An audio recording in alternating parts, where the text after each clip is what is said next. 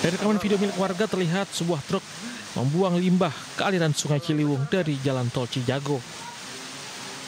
Saat berusaha aksinya dipergoki, sang sopir yang merupakan pelaku pembuang limbah tersebut langsung tancap gas ke arah Jagorawi. Melaporkan ada yang membuang limbah di jembatan tol.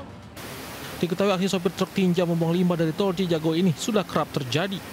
Pelaku diduga sengaja melakukan aksi tersebut untuk mengosongkan bak tangki tinja. Kini kasus buang limbah sembarangan telah dilaporkan ke Kementerian Lingkungan Hidup terkait pencemaran lingkungan. Pelaku juga diharapkan dapat segera diproses secara hukum sesuai dengan undang-undang yang berlaku. Dari Depok, Jawa Barat, Imri Rizky, Ainus melaporkan.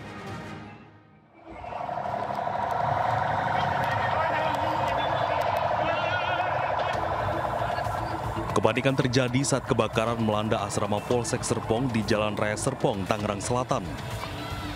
Api dengan cepat membesar karena tiupan angin di lokasi cukup kencang. Kobaran api dengan cepat merembet hampir ke seluruh bangunan di asrama. Sejumlah penghuni asrama tak kuasa menahan tangis melihat tempat huniannya ludes terbakar. Meski dilanda kesedihan, satu sama lain saling menguatkan di saat api meludeskan bangunan di asrama polisi.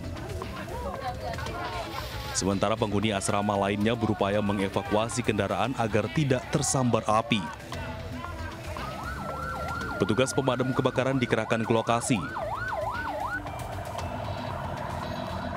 Petugas dibantu warga berjibaku menjinakkan si jago merah. Akibat kebakaran, 16 unit rumah hangus terbakar. Diduga api berasal dari korsleting di salah satu rumah di asrama Polsek Serpong. 10 unit mobil pemadam kebakaran berhasil memadamkan api. Sementara penyebab pasti kebakaran masih diselidiki. Dari Tangerang Selatan, Banten, Nunung Purnomo, iNews melaporkan.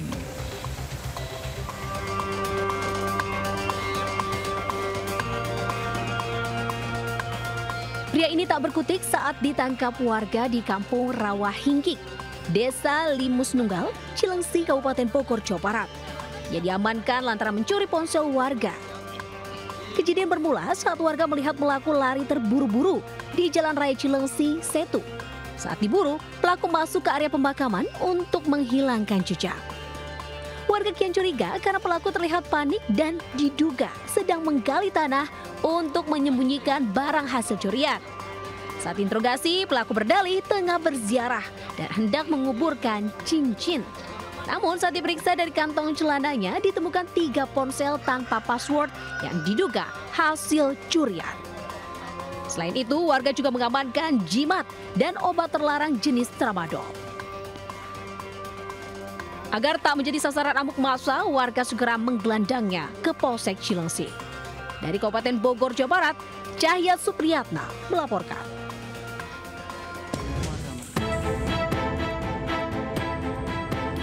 Api dengan cepat melahap bagian atap rumah berlantai 2 di Jalan Sanco 2 di RT 3 RW 4 Ragunan, Jakarta Selatan.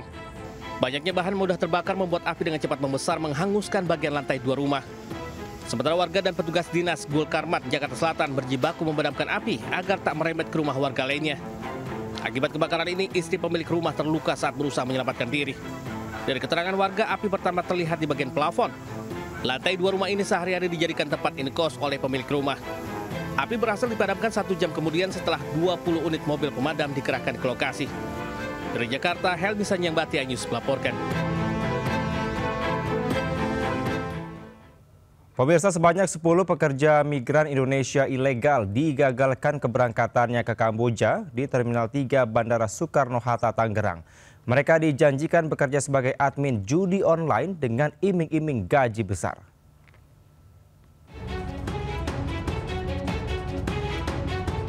Unit Jatanras Polresta Bandara Soekarno-Hatta, Tangerang mengamankan 10 pekerja migran ilegal yang hendak terbang ke Kamboja.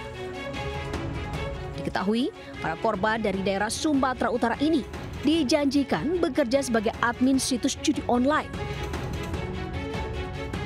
Dari hasil pengembangan, polisi pun menangkap 2 pelaku yang memiliki berbagai peran.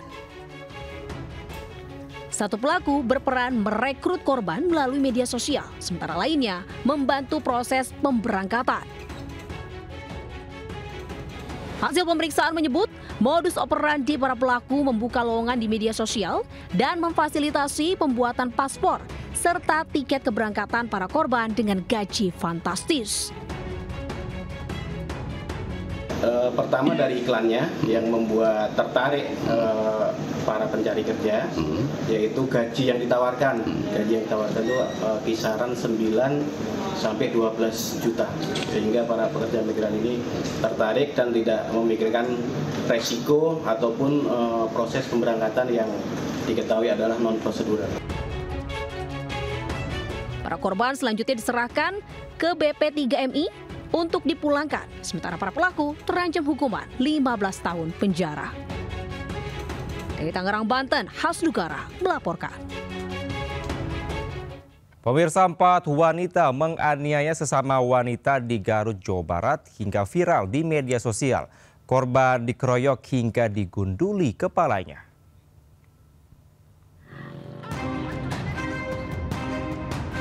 Korban SA, wanita 20 tahun tak berdaya, usai dianiaya secara brutal oleh para pelaku sesama wanita. Keempat pelaku berinisial SAS, JA yang merupakan kakak beradik warga Tarogong Kidul, dan N serta SP asal Kecamatan Karangpawitan. Mereka telah diamankan polisi di lokasi berbeda. Diduga sakit hati jadi motif pelaku melakukan penganiayaan dan kekerasan terhadap korban. Salah seorang pelaku tak terima lantaran merasa difitnah sebagai PSK oleh korban. Korban pun dianiaya para pelaku di sebuah taman saat malam hari di kawasan Tarogong Kidul, Garut. Ironisnya, usai dianiaya bahkan kepalanya digundul, kejadian tersebut diunggah di media sosial hingga viral. Motif dari pengeroyokan tersebut, jadi tersangka SAS merasa difitnah oleh korban SA 20 tahun. Kini keempat pelaku diamankan di tahanan Polres Garut dan dijerat pasal kekerasan serta pengeroyokan dengan ancaman 7 tahun penjara. Dari Garut, Jawa Barat, Iis Solihin Ayus melaporkan. Pemakaman 5 orang yang masih keluarga korban pembunuhan di Indramayu, Jawa Barat diwarnai isak tangis. Para korban dikebumikan berdampingan.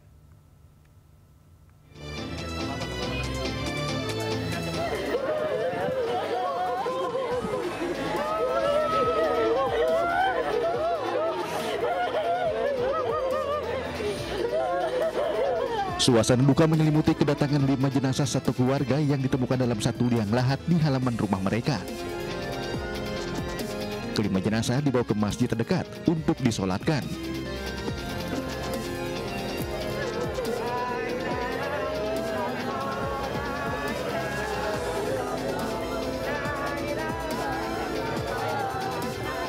Usai disolatkan, kelima jenazah dibawa ke TPU Nyiresik, Desa Sindang untuk dimakamkan secara berdampingan. Warga mengenal para korban sebagai orang baik dan dermawan di lingkungan mereka. Karena itu warga turut berduka atas kepergian korban.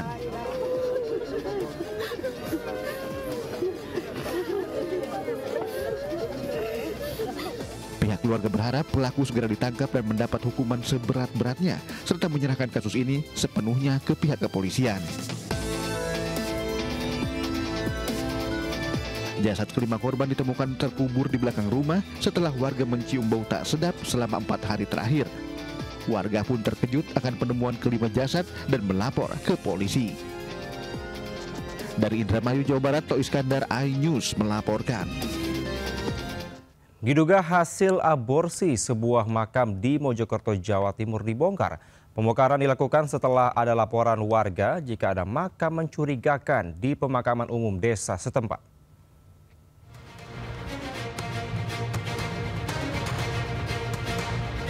Tim Inafis bersama dokter Rumah Sakit Bayangkara Porong, Kabupaten Sidoarjo membongkar makam di Desa Sumber Kembar, Kecamatan Pacet, Kabupaten Mojokerto, Jawa Timur. Pembongkaran dilakukan dengan sangat berhati-hati. Makam yang dibongkar adalah makam balita yang diduga hasil aborsi. Setelah berhasil dibongkar, sejumlah barang bukti diambil oleh petugas. Barang bukti berupa kerangka diduga bayi akan dibawa dan dilakukan penelitian lebih lanjut. Pembongkaran makam mencurigakan ini dilakukan setelah ada laporan warga yang mencurigai adanya makam bukan warga setempat yang masih baru. Tadi adalah sisa tulang belulang ya, sama ada beberapa bercak yang kami duga itu adalah bercak darah. Apa sudah bisa diketahui Pak bahwa ini korban aborsi begitu? Oh belum. Kita kan aborsi itu kan adalah bahasa hukum, bukan wewenang saya untuk menjelaskannya. Aparat Polres Mojokerto masih menyelidiki kasus dan memburu para pelaku. Dari Kabupaten Mojokerto, Jawa Timur, Solahuddin Ayus melaporkan. Pemirsa, buntut kematian Afan Kurniawan akibat ditabrak kendaraan taktis, Komandan Batalion Resimen 4 Korps Brimob Polri, Kompol Kosmas Kajugai dipecat dari Polri. Ia dinilai melakukan pelanggaran kode etik. Propam Polri. B. Pemberhentian tidak dengan hormat atau PTDH sebagai anggota Polri. Sanksi pemecatan atau pemberhentian tidak dengan hormat dijatuhkan kepada Kompol Kosmas Kajugai berdasarkan keputusan dalam sidang Komisi Kode Etik Polri yang digelar Rabu di gedung TNCC Mabes Polri. Kompol Kosmas diketahui duduk di kursi penumpang depan tepat di sebelah Bribka Rohmat, sopir kendaraan taktis. Ia dinilai terbukti melakukan pelanggaran kode etik profesi Polri setelah kendaraan taktis Brimob yang ditumpanginya menabrak pengemudi ojol Afan Kurniawan hingga tewas. Dalam persidangan itu, Divisi Propam Polri juga menghadirkan pengawas eksternal, salah satunya Kompolnas. Wujud perbuatan terduga pelanggar di sini telah bertindak ketidakprofesionalan dalam penanganan aksi unjuk rasa pada tanggal 28 Agustus 2025 sehingga mengakibatkan adanya korban jiwa yaitu atas nama saudara Afan Kurniawan. Kompol Kosmas diketahui duduk di kursi penumpang depan tepat di sebelah Bribka Rohmat, sopir kendaraan taktis yang rencananya akan menjalani sidang hari ini. Tim Liputan iNews melaporkan. Sementara 7 pemilik akun media sosial ditangkap polisi karena diduga melakukan provokasi yang berujung kericuhan dalam unjuk rasa di Jakarta akhir Agustus lalu. 2 di antara tersangka merupakan pasangan suami istri.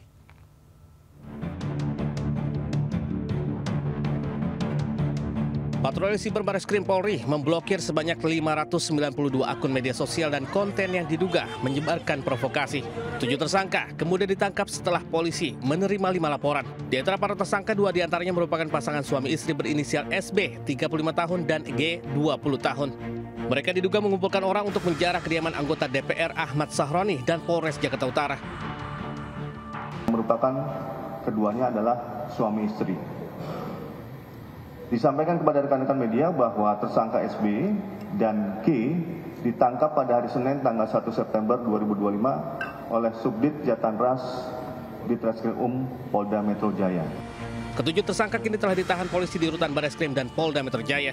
Mereka dijerat pasal berlapis Undang-Undang ITE dan pasal 160 KUHP dengan ancaman hukuman hingga 6 tahun penjara. Tim Liputan iNews melaporkan. Usai rumahnya dijarah oleh perusuh, Menteri Keuangan Sri Mulyani curhat di media sosial. Ia merasa kehilangan karena lukisan bunga miliknya diambil oleh penjara. Sementara itu, pemirsa, anggota DPR nonaktif Uya Kuya datangi Polres Jakarta Timur.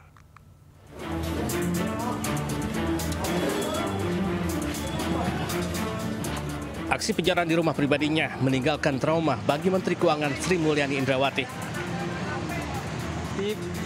Melalui akun media sosialnya, bendahara negara itu menggambarkan hilangnya lukisan bunga karyanya sendiri akibat dicuri penjara berjaket merah.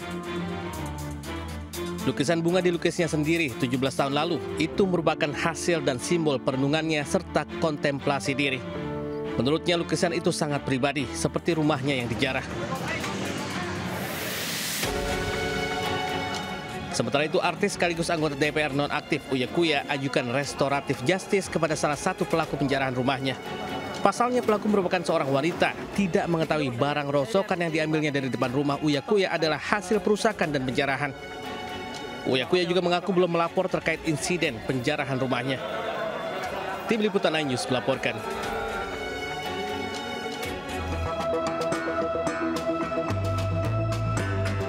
Inilah seekor kucing jantan milik anggota DPR RI nonaktif dari fraksi PAN Uya Kuya saat dalam perawatan di Puskeswan, Jakarta di Jalan Harsono, Ragunan, Jakarta Selatan. Dokter telah mengecek kesehatan dengan mengambil sampel darah dan pemasangan infus ke kucing. Dari hasil pemeriksaan, kucing dalam kondisi stres, namun pihaknya telah memberikan makanan, multivitamin dan antibiotik agar kondisi kucing tidak semakin stres. Setelah dilakukan perawatan oleh pihak Puskeswan, kondisi kucing saat ini sudah membaik. Alhamdulillah kucingnya kondisi saat ini stres, namun saat ini kita sudah ambil hasil darah. Alhamdulillah hasil darahnya bagus, kondisinya hanya stres saja. Nanti akan. Pihaknya terus berkoordinasi kepada pihak kepolisian Polres Metro Jakarta Timur untuk penanganan hewan-hewan di rumah Uya Kuya pasca kericuhan. Dari Jakarta, Helmi Sanyambati, iNews melaporkan.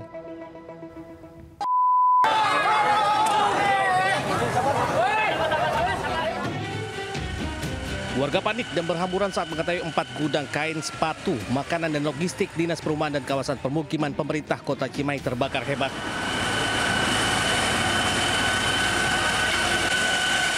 Api dengan cepat membesar lantaran banyaknya material yang mudah terbakar. Petugas kesulitan memadamkan api karena lokasi untuk pengambilan air cukup jauh. Sedikitnya 6 unit mobil pemadam kebakaran diterjunkan untuk memadamkan api. Polisi terpaksa melakukan rekayasa lalu lintas karena jalan di lokasi kejadian dipadati warga dan kendaraan. Mungkin dari gudang kain, mungkin kain segitu banyaknya, entah berapa miliar. Mungkin dari gudang ciki juga sama, dari gudang sepatu juga sama, apalagi dari gudang tempat. Berkas-berkas dokumen ya. Beruntung saat kejadian kondisi gudang kosong karena karyawan sudah pulang. Sementara kerugian material ditaksir menembus miliaran rupiah. Dari Cimahi, Jawa Barat, Yono Wahyu, iNews melaporkan. Puluhan santri di salah satu pondok pesantren di kota Depok, Jawa Barat diduga alami keracunan makanan. Dalam kurun 3 hari, sebanyak 72 santri alami gejala demam, pusing, muntah, dan diare hingga harus mendapatkan perawatan medis.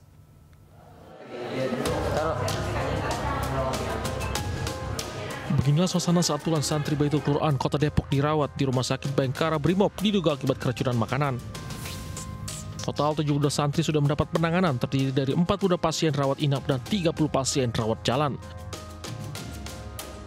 Sebanyak 10 pasien rawat inap telah pulang sehingga kini 32 santri masih dirawat di Rumah Sakit Bayangkara Brimob.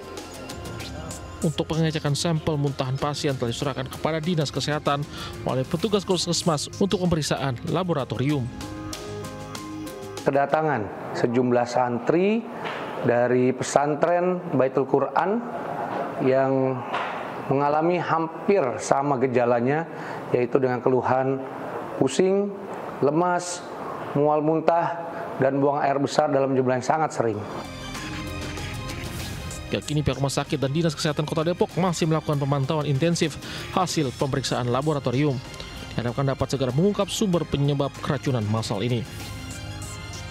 Dari Depok, Jawa Barat, Rizky, iNews melaporkan.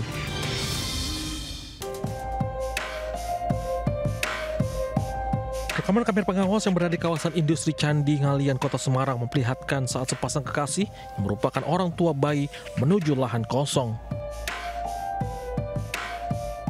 Keduanya kedapatan membawa alat gali tanah dan jasad bayi yang baru dilahirkan. Usai menguburkan bayinya, keduanya kemudian meninggalkan lokasi dengan menggunakan sepeda motor. Polisi akhirnya berhasil menangkap 2 pelaku pembuang bayi. Keduanya ditangkap di sebuah rumah kos di Ngalian, Semarang. 2 pelaku nekat menggugurkan kandungannya lantaran malu hamil di luar nikah. Sang ibu juga lantas menggugurkan bayi dengan meminum obat yang dibeli. Coba kabur tidak, karena yang saudara Rafli ini masih bekerja, kerjanya di sekitar Kalijen. Mungkin yang pertama alasannya menggugurkan karena sakit. Infonya waktu hamil saudari muda ini Fatimah. Atas perbuatannya, keduanya mendekam di sel tahanan dan dijerat pasal tentang pelindungan anak Junto pasal 346 KUHP dengan hukuman 4 tahun pidana penjara. Dari Semarang, Jawa Tengah, Wisnuwardana, iNews melaporkan.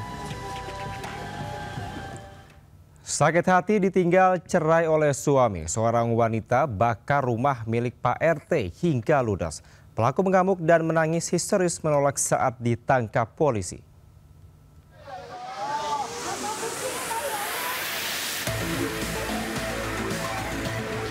Kebakaran rumah terjadi di Kelurahan Mesat, Kota Lubuk Linggau, akibat dibakar seorang wanita penghuni rumah sebelumnya. Rumah milik ketua RT tersebut dengan api membumbung tinggi. Warga bersama dengan petugas pemadam kebakaran berjibaku memadamkan api. Pembakaran rumah dipicu amarah pelaku yang kecewa karena ditinggalkan suaminya. Pelaku sakit hati setelah rumah miliknya dijual oleh suaminya. Sementara suami pelaku kabur. Pelaku diduga dalam pengaruh narkoba. Pelaku marah saat diamankan polisi. Dilakukanlah pembakaran sehingga mengakibatkan kebakaran rumah tersebut. Untuk kerugian sendiri, rumah yang dibakar? Jadi untuk kerugian ditaksir sebesar kurang lebih 150 juta. Tersangka terancam hukuman 12 tahun penjara.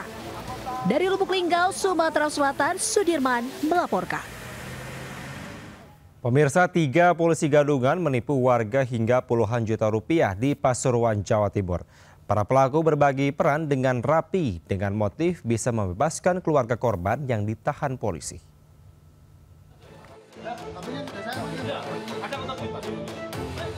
Tiga pria ditangkap polisi di wilayah Lekok, Kabupaten Pasuruan, Jawa Timur. Penangkapan pelaku penipuan yang kerap berpura-pura sebagai polisi ini berlangsung tanpa perlawanan. Sebelumnya, para pelaku meminta uang puluhan juta rupiah dan menjanjikan bisa membebaskan kerabat korban yang ditahan. Mereka berbagi peran dengan rapi, mendekati keluarga korban dan berpura-pura sebagai polisi yang memiliki kewenangan melobi pembebasan tahanan. Mereka kemudian meminta korban mentransfer sejumlah uang secara bertahap dengan alasan sebagai biaya administrasi dan pengurusan di kepolisian. Namun setelah keluar puluhan juta rupiah dan menunggu 3 minggu lebih, upaya itu tidak kunjung berhasil. Sadar telah jadi korban janji itu palsu belaka, korban akhirnya melapor kepada pihak kepolisian. Untuk bisa membantu dan sebagainya terkait dengan kasus atau penahanan, silakan langsung datang ke kami, cek terkait dengan permintaan dari oknum-oknum. Kepada polisi, para pelaku mengaku uang hasil kejahatan dibagi rata untuk kebutuhan pribadi masing-masing. Kini mereka dijerat pasal tentang penipuan dan terancam 4 tahun penjara. Di Pasuruan, Jawa Timur, Jaka Samudra melaporkan. Pemirsa, tim SAR gabungan menemukan helikopter milik Estindo Air di kawasan hutan di Kabupaten Tanah Bumbu, Kalimantan Selatan. 1 korban meninggal yang ditemukan berjarak 100 meter dari puing helikopter.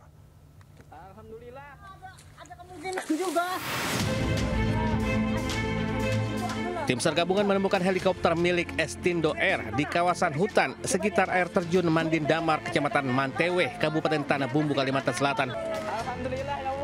Tim SAR gabungan juga mengevakuasi 1 korban meninggal yang ditemukan berjarak 100 meter dari puing helikopter.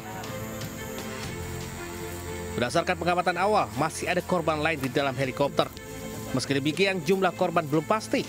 Diperlukan pembongkaran badan pesawat untuk memastikan keseluruhan korban di dalamnya. Sekitar 700 meter dari titik koordinat yang sebelumnya kita terima informasi dari KNKT. Jadi kita sempat menerima informasi dari KNKT. Kita telusuri, akhirnya titik itu kita kejar dan tim darat yang melakukan operasi darat berhasil menemukan seperti yang sampaikan di atas tadi. Tim SAR gabungan masih melanjutkan operasi pencarian hingga seluruh korban berhasil dievakuasi. Tim Liputan 9 News melaporkan.